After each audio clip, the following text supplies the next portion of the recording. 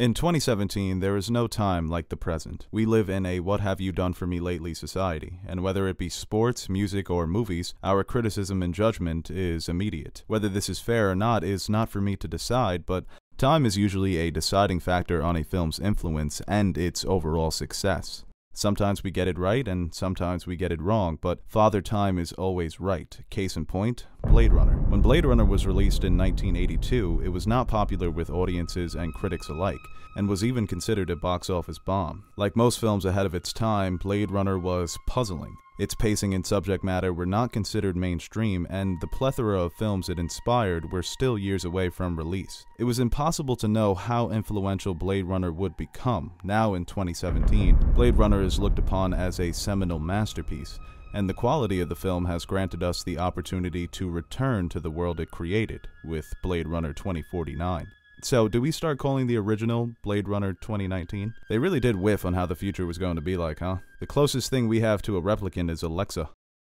Blade Runner takes place in the year 2019, and it tells the story of Rick Deckard, played by Harrison Ford, who is a semi-retired Blade Runner who is tasked with one last job before resuming his retirement. Blade Runners are cops who are commissioned to track down and kill or retire replicants. These replicants are humanoid androids that are manufactured by the powerful Tyrell Corporation, and they are almost indistinguishable from human beings. After a bloody uprising, replicants were banned from the Earth, and were forced to operate only on the off-world colonies. At the beginning of the film, 6 replicants have escaped from their off-world colony and have returned to Earth in search of extending their 4-year lifespan.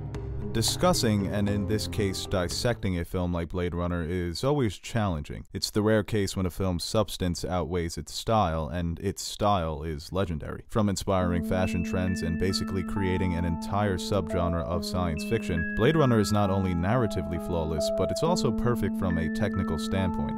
Right from the opening aerial shot, we are thrust into a world that is both futuristic and unfamiliar, and this aberrant city never sleeps. The practicality of the movie is what makes it feel so real. 2019's Los Angeles is vibrant and gritty. It's full of color and life, but it's also really depressing. With all that's going on, our protagonist, Rick Deckard, still feels isolated amongst all the urban chaos. Hundreds of people flooding the streets, a cacophony of city sounds and noises. The skies are filled with flying cars and blimps. It's one of the earlier examples of high technology being meshed with low society. It's easy to see why the film's visual style became so influential. The cinematography for Blade Runner is timeless and hypnotic. Every image and still frame can be frozen and appreciated as its own individual work of art. Now, there are a lot of fans that consider Blade Runner to be style over substance, but I'm not one of those people. I do think the narrative is superior to the visual style. It's almost like the debate between an instrumental and a rapper's lyrics. Which one is more important, the production or the writing? And to me, I appreciate Blade Runner's lyrics more than its production.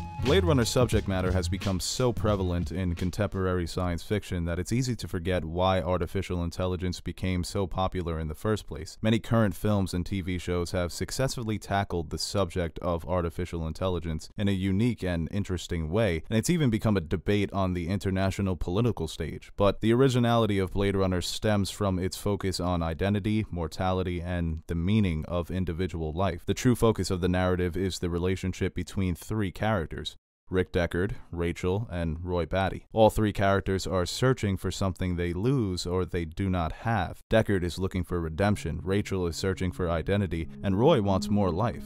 The arcs of all 3 characters intertwine throughout the film's narrative, and it influences their individual actions. In the beginning of the film, Deckard reluctantly accepts his reassignment as a Blade Runner, and this sets in motion his budding relationship with the replicant Rachel. After Rachel takes the Voight-Kampff test, she discovers that she is in fact a replicant, not a human. This causes her to have an identity crisis. At first, she doesn't want to believe it, and can you blame her? She tries to convince Deckard that her memories belong to her, and she even shows him a picture of her as a child with her mother. Deckard tells her that she's a replicant, that her memories belong to Tyrell's niece and were given to her to make her feel real to the outside world and to herself.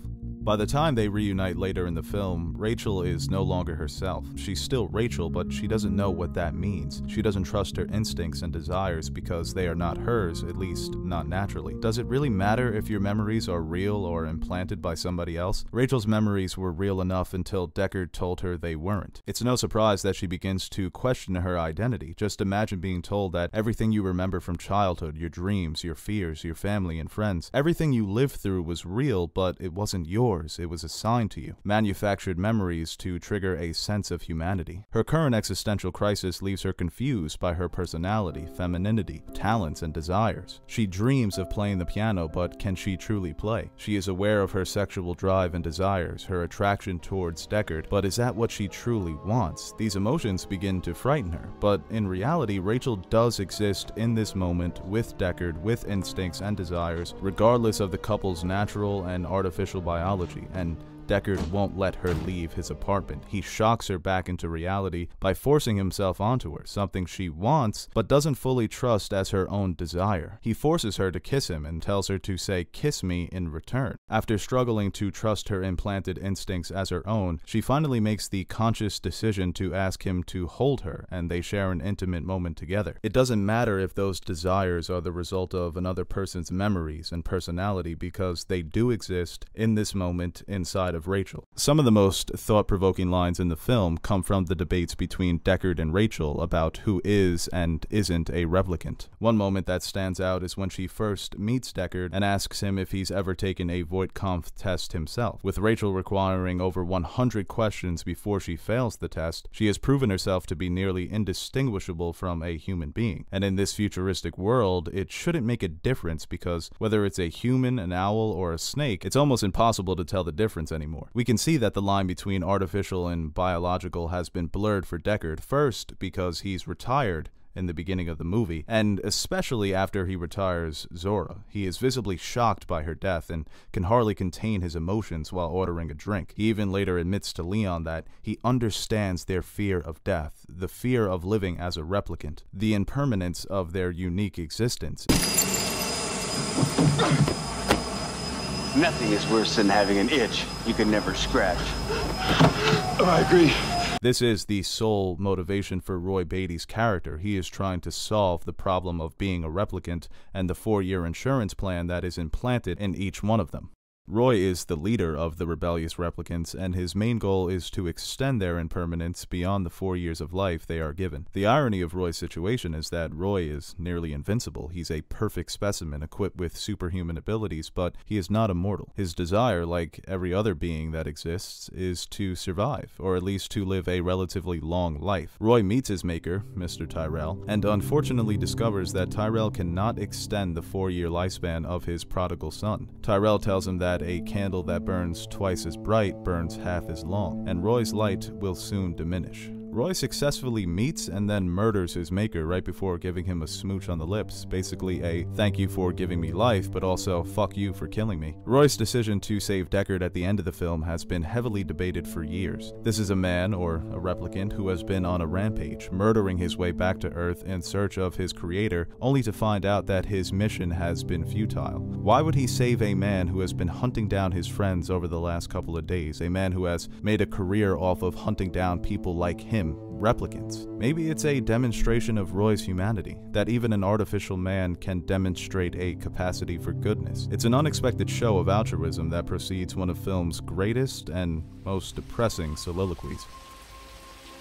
All those moments will be lost in time, like tears in rain. Time to die. Roy's death, his decision to save Deckard, and the entirety of Roy's existence is basically meaningless. These moments will soon be forgotten by the world, but they demonstrate the potential of his humanity. In this moment, Deckard and Roy are the same.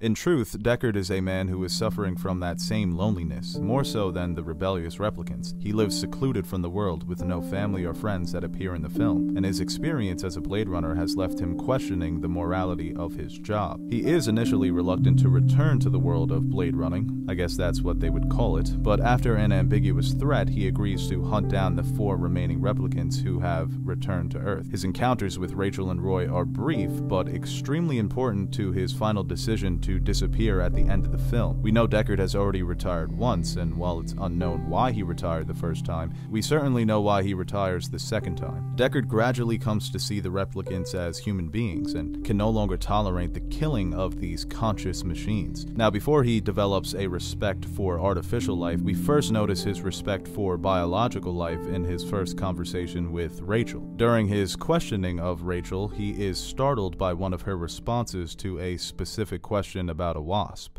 You're watching television. Suddenly you realize there's a wasp crawling on your arm. I'd kill it. Biological life, no matter the form, has become gold in 2019. Rare, expensive, and seen as a luxury to some. The snakes, the owls, and now even the humans can be manufactured.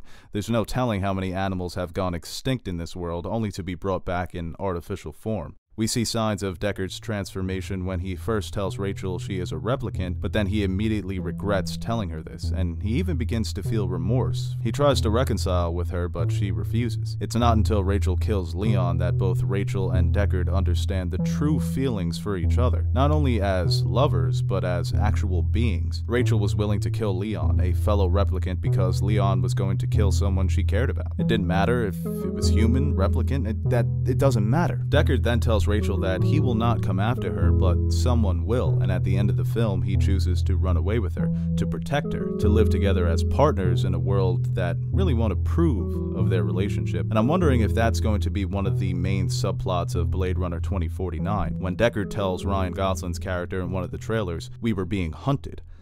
As for Deckard being a replicant himself, I don't believe it, not for lack of evidence. There's obviously the unicorn dream, then the unicorn origami towards the end of the movie. I just don't believe it because I don't want to believe it. I prefer the dynamic between Rachel and Deckard to be replicant and human.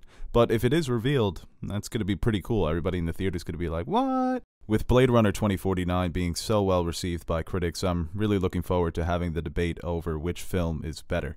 I've yet to see Blade Runner 2049 myself, so you can catch my review sometime this weekend. The word sequel has a somewhat negative connotation, mostly because sequels feel like less of a continuation of the story, but more derivative of what made the original so special. Sequels have to walk the thin line of feeling familiar while also being original. The original Blade Runner to me is a film that doesn't necessarily warrant a sequel. It's a masterpiece with an ambiguous but also satisfying ending that has sparked numerous theories about Deckard's true nature and has inspired dozens of films since its release. The story of Blade Runner is contained within a larger, mysterious, unexplored, futuristic world, but that world doesn't necessarily need to be explored because it already feels real enough, and sometimes when you pull back the curtain, it could hurt that world's mysterious nature. Then again, that exploration is being led by Denis Villeneuve, one of the best directors working today, so my hope is that it feels like a continuation rather than a follow-up. And hopefully it leaves me with more questions than answers. Questions that will then be solved in Blade Runner 2100, starring Jacob Tremblay and old man Ryan Gosling.